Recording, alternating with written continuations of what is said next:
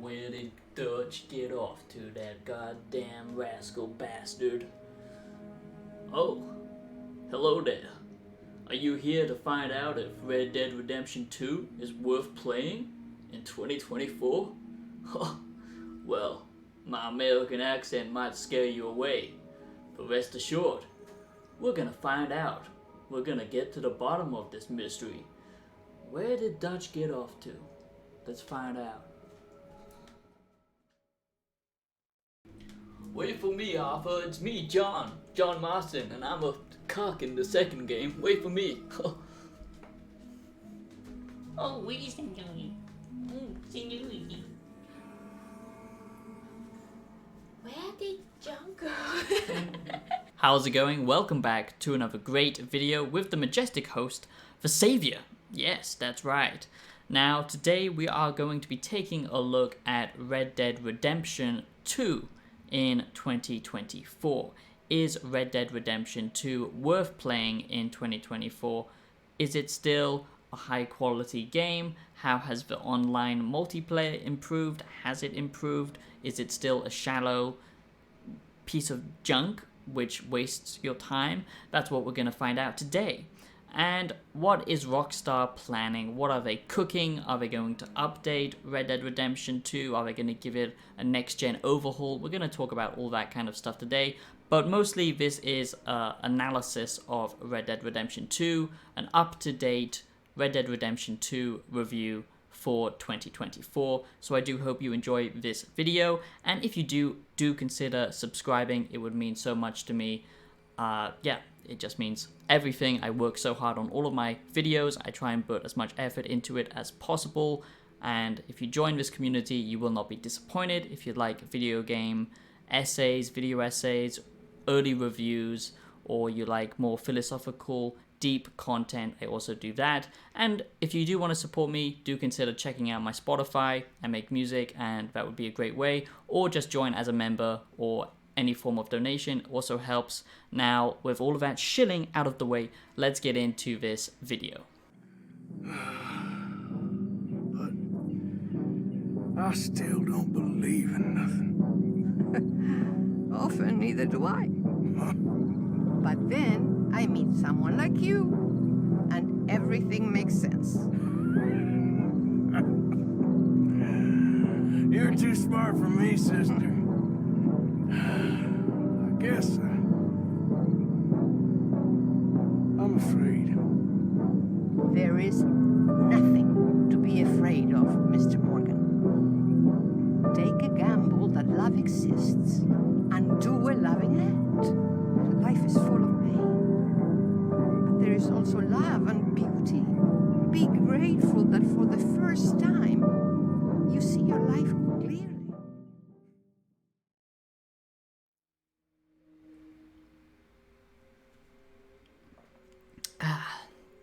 Rockstar. Sometimes you gotta love them. Sometimes you gotta give them your wallet, I guess, because you know, Rockstar, they love money. They love you to slap down a wallet right in front of them, and if you turn away, if you just, oh, that's a nice painting, huh? Where's my wallet gone? It suddenly disappeared. I wonder why. You can't trust Rockstar, but what you can trust them for is making high quality, great games. The reason I wanted to make this kind of retrospective of Red Dead Redemption 2, or this kind of updated Red Dead Redemption 2 2024 review, is because everyone is super excited now for GTA 6, for good reason. The trailer, after a long time, has finally been released, and everyone and their grandmothers, you know, just got super hard for it, and I can't blame them, okay? Because yes, it does look pretty incredible. The graphics are very shiny, but what about the gameplay, okay? A lot of people are looking at the past GTAs to, you know, try and get a feel for GTA 6, but I think we need to be looking at the most recent game by Rockstar, which is Red Dead Redemption 2, to really understand the detail and, you know, magnitude of GTA 6. So I'm going to break this video down into two parts. First will be a review of Red Dead Redemption 2 in 2024, and then the second part will basically be talking about how this applies to GTA 6, what we can learn from Red Dead Redemption 2, and how it will shape GTA 6 and what that game will look like. Red Dead Redemption, I absolutely loved it. Okay, Red Dead Redemption was a complete masterpiece, if you ask me, and I actually enjoy Red Dead Redemption 1 over Red Dead Redemption 2. And the fact that it felt more like a game instead of a Wild West simulator, okay? And some people love Red Dead Redemption 2 for that reason, okay? And I can completely understand that. The immense detail in this game is absolutely breathtaking, okay? Much more breathtaking than Cyberpunk 2077. Even now, it's completely polished up. No game compares, no AAA game compares to the amount of detail that is on offer in Red Dead Redemption 2. It's simply stunning. You know, everything pretty much has physics. The NPCs have their own day and night schedule, and just the world feels very alive, okay? And especially when it comes to, you know, the combat system and how enemies react to your shots and all that kind of stuff. But then there's the other side of the game, which a lot of people don't like, and I'm in that camp, and that's what holds it back from complete greatness, in my opinion, and that is the fact that it feels too slow, okay? Now, I love realism in video games, and I really like to be immersed, but, you know, realism and immersion don't actually always have to go hand in hand. You can have a immersive experience. What comes to mind is the Metro series, okay? And I'm gonna make a video on that soon. That game is so immersive, or if you've played something like Stalker, and they do borrow realistic elements, but it's not completely 100% realistic, okay? You don't need to, you know, stuff yourself with food 24/7. You don't need to put every single bullet into your magazine before reloading. A lot of it is realistic to the point where it feels super immersive, and then the rest of it is just fun, innovative gameplay. Now, the younger me would have said, I want a game to be hyper-realistic, because that is what immersion... Now, the younger me would have said, realism... Now, the younger me would have said that I want my games to be hyper-realistic, because I thought that was super cool. You know, games like DayZ or stuff like that. But actually, these games, when you get older, you prioritize your time a little bit more than, you know, super realistic gameplay mechanics, okay? So, for example, Red Dead Redemption 2 for me crossed that line with its animations and just the speed of the characters, which are supposed to move realistically, but everything feels like it's got a little bit of lag to it. The way you have to skin every single animal, load it onto your horse, that to me gets very boring and annoying at times. Picking up every single item and being able to examine it sounds super cool, and it is very impressive, but at the same time, it's not necessary, and it just gets a little bit tedious after a while. And I feel like they prioritize these things, and they could have prioritized more maybe realistic textures or better gameplay mechanics when it comes to the combat, or a morality system, or a better wanted system, stuff like that, which I'm going to touch upon in a minute. But that, to me, is a critical point. Red Dead Redemption 2 mastered it perfectly. I like seeing, you know, you actually pull out a weapon that's on your back. To me, that is immersive, and that is fun, because it doesn't take that long. I don't like someone, like in most games, where they just whip out, you know, a giant greatsword out of their asshole. Okay, that is stupid, and it breaks immersion. But there is a line, and I just feel that Red Dead Redemption 2 steps over that line, where it gets to be a little bit of an annoyance. I'm not just going to give, you know, critical points. I will talk about the good, of course. So what is good about Red Dead Redemption 2? Well, like I just said, the detail is absolutely insane. The fact that you have this open world, and it's not like a Ubisoft open world. It actually reacts to you going into a town and, you know, stumbling upon some kind of mystery where, like, a little boy is locked up and, you know, is being held hostage. Stuff like that makes the game fun. The random encounters aren't enough, and there needs to be much more of those to feel organic, and at times it kind of repeats itself, so it does feel a little bit gamified, but it's still far better compared to the Ubisoft open world approach. You don't have to clear out tons of enemy camps to just, you know, progress and open the map up further. There isn't tons of, you know, random objectives that you just need to, you know, check off. It's not that type of collectathon bullshit, okay? There is meaningful story missions, and then you have the side content and the organic content in the open world, and that's what makes Red Dead Redemption 2 a great game. But, there is a big but, the story missions compared to the open world, doesn't quite match. And Nikki Jakey did a perfect video summarizing it, so I'm not going to go over it too much, but pretty much the open world encourages you to explore, to, you know, play around with the game mechanics, but the story missions, they limit you to a very linear path of just following characters. Everything's very slow, everything's very boring, and it's very predictable. You're gonna walk and talk for a bit, then there's going to be some kind of combat or a chase scene on horseback or on foot, and then, you know, again, another cinematic. And instead of giving you like an objective and then telling you, you know, just go for it, you know, you figure out how you want to do this objective. For example, the heists, okay? In principle, they're super cool, but they are so linear that it doesn't give you any actual exciting gameplay. You know, the first time you play it, don't get me wrong, it's great, but but when you replay it, you realize, oh, it's literally the same thing over and over again. You can't really experiment with your approach or with the outcome of the mission, so it goes against the open world philosophy that Rockstar created. So that to me is a big problem. But you forgive all of this because Red Dead Redemption 2 has such a good story, okay? The characters in this game feel like real people. They just did such a great job with the voice acting, the sound design. Like I said, the combat is just so immersive that you're, you know, gonna overlook all of these things because this kind of slow collapse of your gang and watching it unfold and knowing, you know, you can't really do anything to stop it. It's both horrifying, but it has beautiful moments. Russian philosopher Dostoevsky would say that the suffering is immense, but the beauty that can be found triumphs all of it. And to me, that summarizes Red Dead Redemption 2 perfectly. It's a gritty tale. Your character in the end, you know, is kind of decaying and just kind of rotting away, which is very sad to see. I'm not going to spoil anything if you haven't played it, but the same thing with the relationships in the gang. But at times, you get these beautiful, heartwarming moments with your gang and with these characters, which just make it all worthwhile. You know, you do feel like a cowboy who has entered the modern world and their time is over. That's what makes this game so good. It's a interesting point in history, and they've captured the time period so well with the detail.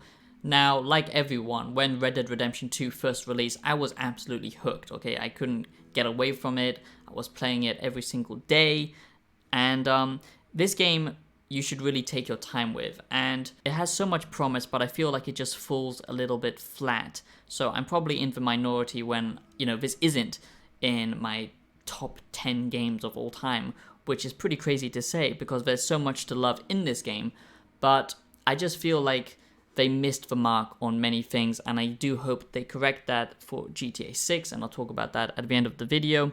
But here's another thing that is a little bit annoying about Red Dead Redemption 2 in retrospect, okay? Because like I said, play it the first time around, you will be absolutely blown away, and I do encourage you to take your time, because when you take your time and you know, focus on side content that you really enjoy, like being a bounty hunter or just hunting, it's hard not to fall in love with this game. But some things that Rockstar just kind of started to, you know, build upon, and then they seem to have forgotten all about, the morality system being one of them. The morality system could have been a super interesting gameplay feature, but I feel like Rockstar just didn't know what to do with it. They didn't know how to implement it in the world and make it, you know, actually important, actually have some kind of impact on your gameplay experience. So you basically have this honor system, which is a karma system pretty much, and yes, NPCs will greet you differently, but that's pretty much it. I don't understand why people seem to think Red Dead Redemption 2 is revolutionary when it comes to interaction with NPCs compared to, you know, RPGs. Of course it's not, but this isn't trying to be an RPG game, which I understand. You could piss off or greet NPCs in Red Dead Redemption 1 as well, but in Red Dead Redemption 2, that interaction system was a little bit more fleshed out, but it wasn't, you know, groundbreaking, and at times it did feel like very predictable because you know just how much you can piss off people. They all kind of have the same limits. Basically, you have 3 attempts to be nice, overly nice, or super nice, or the other way, you know, a bit of an asshole, make a joke there, or kind of really piss them off, or really antagonize them to the point they will actually try and attack you. And all of the NPCs behave this way, so it doesn't really feel truly organic at times, I would say. And like I said, Red Dead Redemption 1 even had this feature. It just wasn't, focused upon that much. The karma system could have been super interesting because you can do some diabolical shit in this game, okay? And that's why it's amazing. As a sandbox game, this is super fun, but it never lives up to that promise of, exploring the open world, feeling like, okay, I'm gonna go rob a train. Yeah, you can do that to a degree, but the bounty system does not work. And again, this is something Nakey Jakey touched upon perfectly, so I'll leave it to his video because I don't want to just regurgitate content here. But it just doesn't make sense, the fact that if you're covered or no one sees you, you will still get a wanted level, even when no one is around to see you, which doesn't make much sense. And it basically ruins the immersive aspect of being a criminal.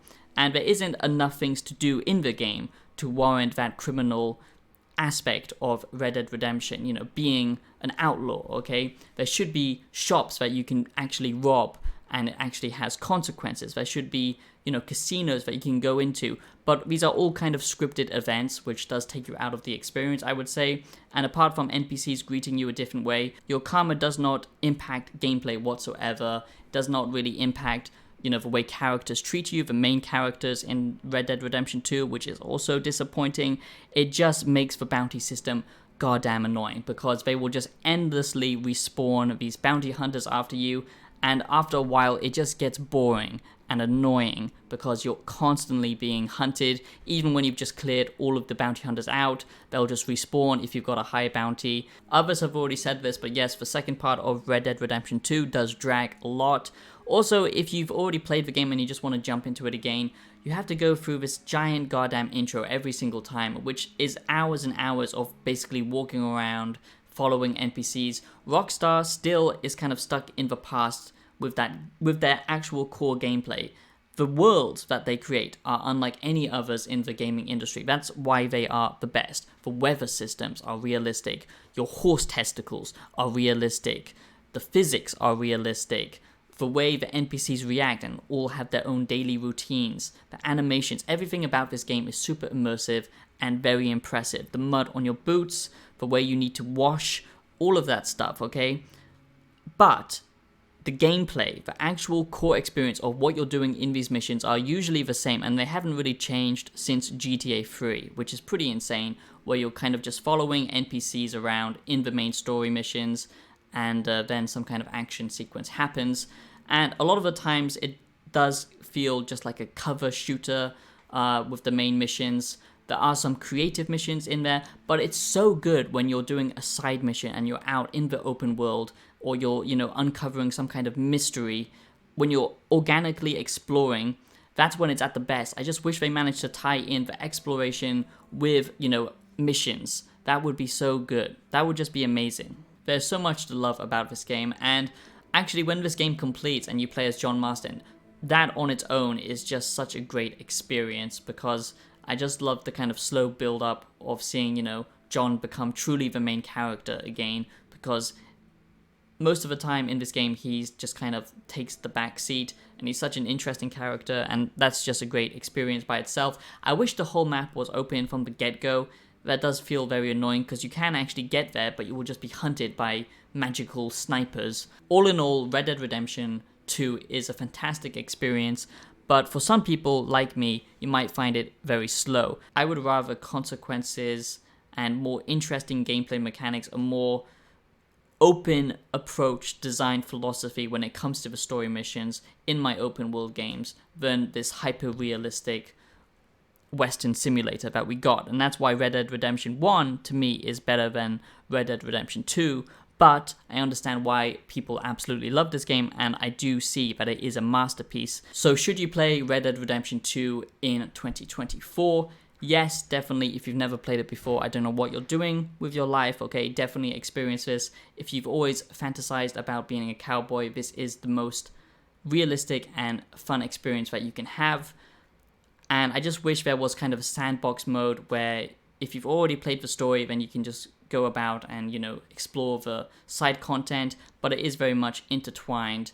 And the best thing you can do is just take your time, engage with the random content and the side content, go fishing, and don't try and rush it, because then it will feel even more frustrating. So now let's quickly just touch upon Red Dead Redemption 2 Online. Has it been fixed? Is it any better? No, it's not, okay? I don't know what happened to Rockstar.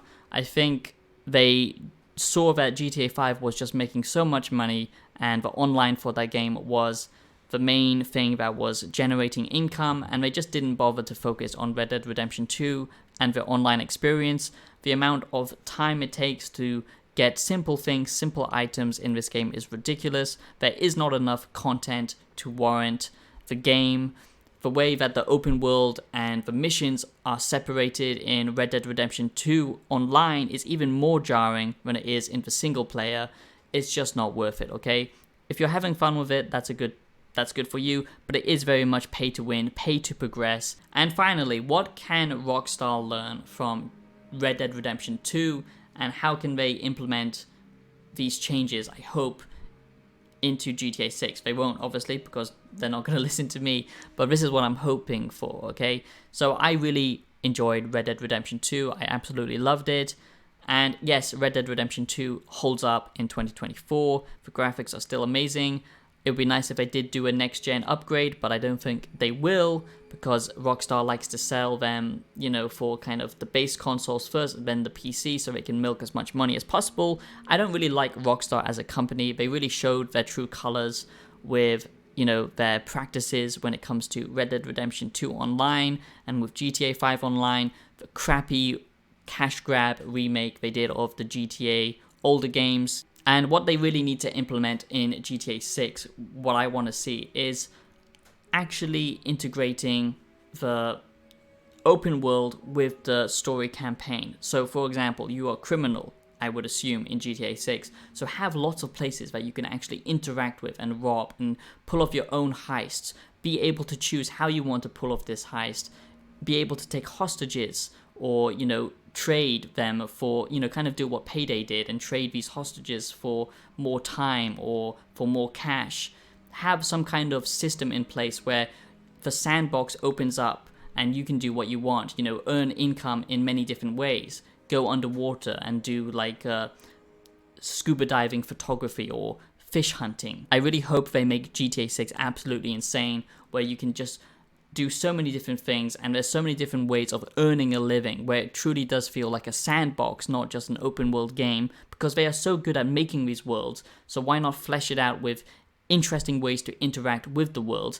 And Red Dead Redemption 2 does have that, but it is limited to the NPCs and, you know, just kind of killing them, robbing them, or, you know, helping them out in some way or another. There needs to be more organic side quests, more missions, and like I said, actual locations that you can rob and plan out in your own way, and lots of different side activities to do where you can actually earn income, or that it builds towards something like the main story. So Red Dead Redemption 2 had this feature where you could build up the camp, but I never felt any obligation to build up the camp because there was no incentive to do that. You can put money in the box, but there isn't things to go out in the world and make, you know, shit tons of money and then bring it back, because the story missions reward you with way too much money anyway. So why would you ever feel that you needed to do that? If you do discover something super cool like a casino that you can break into and, you know, find lots of cash, or a shop to rob, it will actually be scripted and you have to go through a side mission to do that. The sandbox doesn't let you just freely do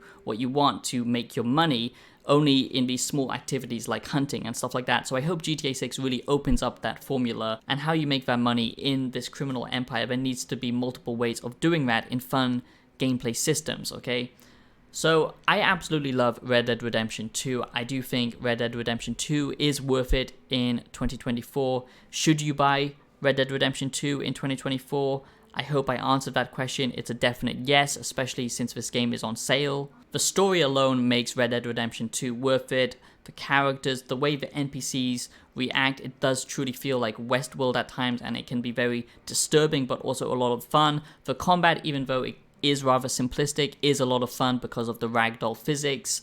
and just the open world environment. And when you are out there exploring and you get these random encounters, that's when the game is at its best. The story missions are great the first time around, but there are multiple ways to engage with the story, so that does hold it back for a second playthrough. But if you take your time, really soak in the atmosphere, understand that it is a slow experience, and understand that there will be slow and kind of annoying moments in the game because of how hyper-realistic it's trying to be and how that holds it back from being a fun gameplay experience, then you will definitely enjoy Red Dead Redemption 2.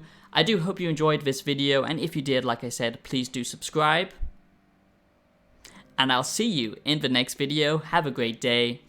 Peace out.